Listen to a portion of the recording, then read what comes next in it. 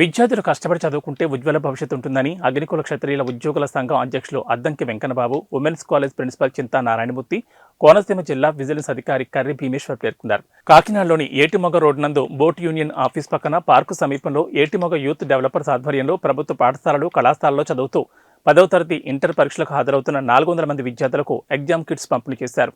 ఈ సందర్భంగా వారు మాట్లాడారు. ప్రతి ఒక్క విద్యార్థి పట్టుదలతో, క్రమశిక్షణతో చదువుకుని ఉన్నత స్థాయికి చేరుకోవాలన్నారు. చదువుకున్న పాఠశాలలకు, తల్లిదండ్రులకు, గురువులకు మంచి పేరు తీసుకురావాలన్నారు.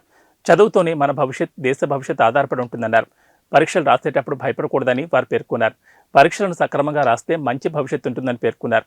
ఈ కార్యక్రమంలో ఏఈ పాలేపు వీరబాబు, కాలాడ్ రాజు, పెమ్మాడి సంతోష్, డెవలపర్ సభ్యులు అంజీ, శ్రీను, నాగరాజు, కుమార్, మూర్తి, మాతరాజు, లక్ష్మణ్, శ్రీను, రాము, నరసింహ, మల్లి, శ్రీను, నోకరాజు, చిన్న తదితరులు పాల్గొన్నారు.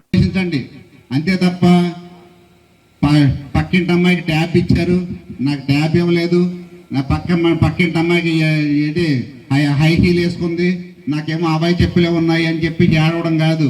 ఆ అమ్మాయి ఉద్యోగం సాధించింది, నేనెందుకు సాధించలేను?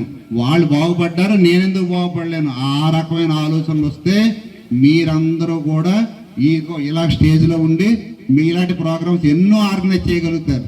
అంతే తప్ప ఎంతకాలం చూసినా ఇంకెలాగే రోజులు గడిచిపోతున్నాయి. ఇంతకు ఇసుకలాగా ఉన్నది చూసారా, ఇసుక వేసాడు చూసారా జోరైనా, అలాగా ఏమైంది? మొట్టమొదటే మట్టికి వెళ్ళిపోయింది. ఇది మన జీవితాలు కూడా అడుక్కుండిపోతాయి. అలాగా చక్కగా కష్టాల్లోంచి బయటపడే మార్గాల గురించి ఆలోచించండి. ఆలోచిస్తే ఈ చదువులు ఇవన్నీ కూడా చిన్న చిన్నగా కనపడుతుంటాయి. రోజు తల్లిదండ్రులకి వెళ్ళి ఏడుపు పొద్దున్న సాయంకాలం దాకా కూర్చోబెట్టించారు, చదువుకోమంటారు. ఇంకా అన్నీ ఆ ఫోన్ అట్టుకు లాగేసుకుని ఆ ఫోన్ అట్టు కూర్చుంటారు. అంతే తప్ప పొద్దున్న సాయంకాలం వరకు చదువుకోమని ఎవరు చదువుకోమని మీ ఏమన్నా కూలి పనులు చేసి ఏమన్నా జీతం తెమ్మన్నారా? ఏమన్నారా మిమ్మల్ని? తల్లి, తండ్రి, టీచర్స్ ప్రతి ఒక్కరు కూడా మీరు బాగుపడడం చూస్తారు. బాగుపడండి. ఆ విధంగా ఉండేలా ఏం చేయాలో మీ క్లాసులో వాళ్ళకి క్లాస్ ఫస్ట్లు ఎందుకు వస్తున్నాయో వాళ్ళని స్టడీ చేసుకుంటూ, అలాగే పక్కనున్న వాళ్ళు ఎవరన్నా బాగుపడి ఉద్యోగాలు చేసుకుంటూ బాగుపడుతూ ఉంటే ఏ విధంగా చేస్తున్నారో ఆ విధంగా స్టడీ చేసుకుంటూ మిమ్మల్ని మీరు బాగు చేసుకోవడం మార్గాలు ఎతకండి. అప్పుడు ఇదిగో మన అగ్రికల్చర్ క్షేత్ర ఎంప్లాయీస్ అసోసియేషన్ కానీ లేకపోతే భీమేశ్వర్ గారు కానీ ఆయన ఇప్పటికీ కూడా చూడండి, ఎవరైనా అడగనోడదు పాపం ఇంపార్టెంట్ మెటీరియల్ ఏమైనా ఉంటే మెటీరియల్ అంతా కూడా గ్రూపుల్లో పెడతా ఉంటారు. ఆయనకి ఎందుకు ఖాళీ ఎక్కువైపోయా చెప్పండి? ఎందుకు? ఒక్కరన్నా బాగుపడతారని.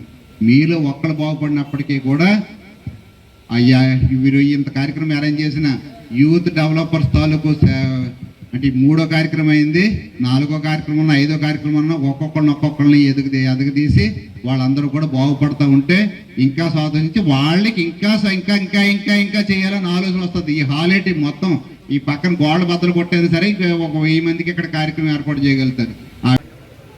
మీరు నువ్వు ఏ విధంగా కష్టపడ్డావు, ఏ రకమైన ప్లానింగ్? 950 రావడం అంటే మాటలు కాదు.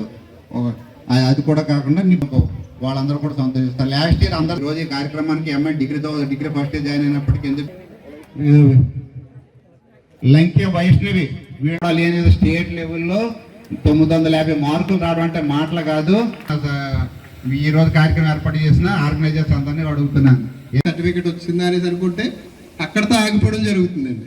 నెక్స్ట్ స్మార్ట్ పేపర్స్ రివైజ్ చేస్తూ అందులో ఇంపార్టెంట్ ఏమున్నాయి, సో ఈ పార్ట్ ఆఫ్ సిలబస్ మాత్రమే చదువుకుంటే